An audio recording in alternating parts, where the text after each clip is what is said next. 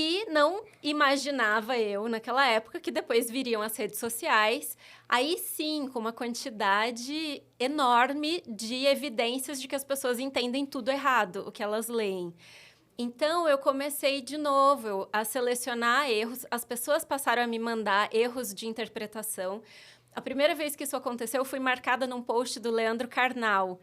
Ele tinha feito uma piadinha com o show do Harry Styles, porque teve o show no Allianz Parque e no mesmo dia o Leandro Carnal estava fazendo uma palestra no Bourbon, que fica do lado. Para quem não é de São Paulo, é atravessar a rua. Dá pra ir andando, tipo, 50 metros. Exato.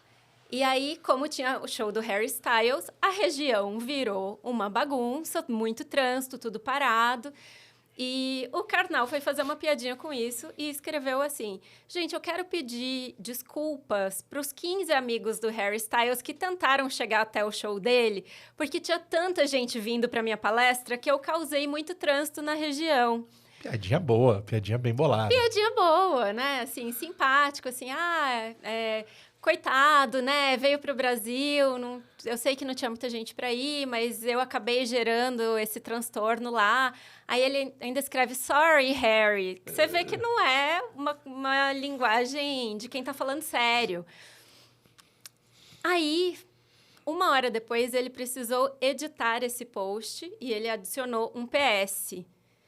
O tema do Enem de hoje é ironia. Por que ele fez isso? Porque os comentários eram todos assim: Karnal, que arrogância, que falta de respeito, tirar sarro do cantor só porque ele está começando e ainda não tem o mesmo público que o seu. Mas eram muitos comentários, tanto no Facebook quanto no Instagram. Ele fez o mesmo post. É muito difícil. E mesmo depois de ele editar o post e colocar lá a palavra ironia, as pessoas ainda não entenderam a intenção e falavam assim: eu sei que é ironia da sua parte, mas isso não justifica a sua soberba. Quer dizer, elas não sabem o que é ironia, elas não entenderam que era uma piada. Fora as pessoas que não terminam até a última linha, que só leem o começo. Exato. E já começa a comentar no ódio já. Não, e tem gente que você percebe que leu até a última linha e não adiantou nada e só piorou. Isso porque é muito triste. ele escreveu: o tema do Enem de hoje é a ironia. Isso fez gente comentar assim: Karnal, que feio debochar de quem vai prestar Enem. Não é Meu porque... Deus Quer dizer, as pessoas às vezes se apegam a trechos isolados, específicos, e elas fazem uma interpretação que não tem nenhum embasamento no que está ali. E a gente vê isso o tempo inteiro. Você vê isso, é só abrir um post sobre qualquer tema polêmico. Pode ser um post sobre esporte, futebol, política. E aí, depois que me marcaram muito nesse post, vem olhar, Carol, vem olhar esses comentários. Eu fiquei com muita vontade de fazer vídeo sobre interpretação de texto. Antes eu pensava, ninguém vai se importar com esse assunto, acho que as pessoas só querem estudar regras de português. Mas aí eu peguei esses comentários e fiz um vídeo mostrando e explicando: olha o que a pessoa entendeu, olha o trecho que ela leu e olha como ela distorceu, olha o trecho que ela ignorou, olha como a pessoa comeu bola. E fui tentando entender o que fez as pessoas errarem. E quando eu comecei a fazer essa série, as pessoas começaram a me marcar mais quando elas achavam posts cheios de comentários com gente que não entendeu nada. Eu tô aqui com 8 volumes garantidos de livro, né? Exatamente. Que cada Então, post assim, que você faz vem 20. Então, bom que vai ter parte... Quantas partes tem ainda pra sair, então? Porque isso aqui vai... olha... Isso aqui é uma natureza infinita, né? Dentro desse livro, 100 páginas são só de textos e os comentários de quem não entendeu e minha análise mostrando porque as pessoas não entenderam. Cara, que Então, assim, incrível. é muito engraçado. Tem uma parte da gente que quer ficar deprimida e pensar: puxa vida, como é que pode as pessoas que a gente imagina que sejam plenamente alfabetizadas, mas entendem tudo errado. Mas é engraçado, é inevitável a risada, porque são exemplos muito disparatados. Então, tem muita coisa aqui. E aí tem um exemplo de quando o Djavan foi fazer um show em Barcelona e ele postou um cartaz lá no Instagram dele com um texto em catalão. E o texto em catalão foi entendido por algumas pessoas como se fosse linguagem neutra. Putz, eu vi isso. Porque em vez de teatro, era teatre, umas Eu vi palavras isso, terminadas maravilhoso. em E.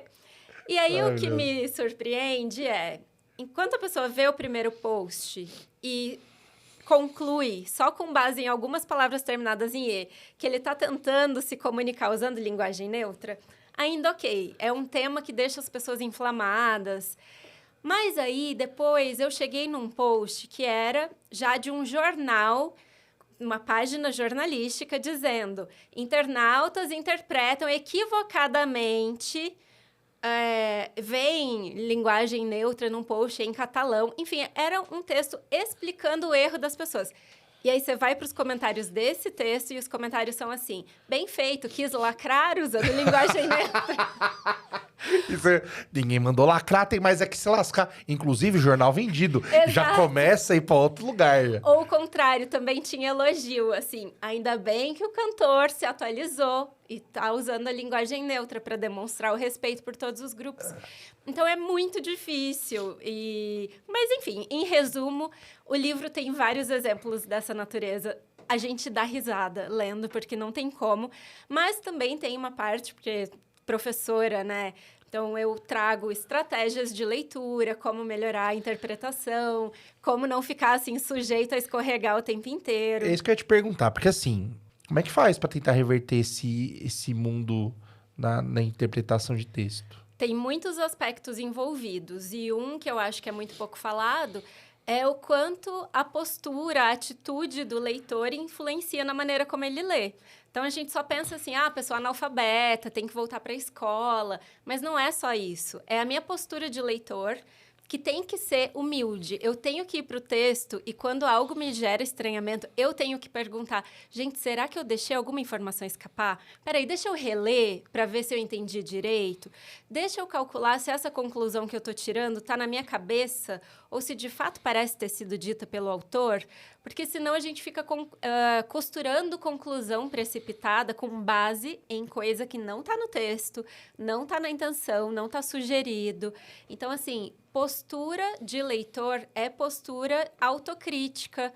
Precisa se questionar, precisa reler. Tem uma coisa que eu sempre falo que é assim: se você chegou ao último ponto final de um texto, não significa que você leu o texto. Porque ler exige que você fique se perguntando: nossa, eu estou prestando atenção, ou as últimas 2 linhas ou os 2 últimos parágrafos? Uma viajada. Eu estava viajando, eu preciso voltar. É algo muito íntimo, só você sabe que você não prestou atenção. Então, o leitor precisa se vigiar. Ler é uma atividade ativa, é uma atividade que demanda essa participação constante e esse questionamento, esse monitoramento. Estou prestando atenção? Estou sendo bem intencionado? Estou distorcendo o sentido aqui para tentar atribuir a esse autor uma ideia que me ofende e que eu quero muito que ele tenha dito para que eu possa me rebelar, me revoltar. Eu adoraria que ele tivesse escrito. Exato. Então, tem uma postura de honestidade, de autocrítica, que é fundamental.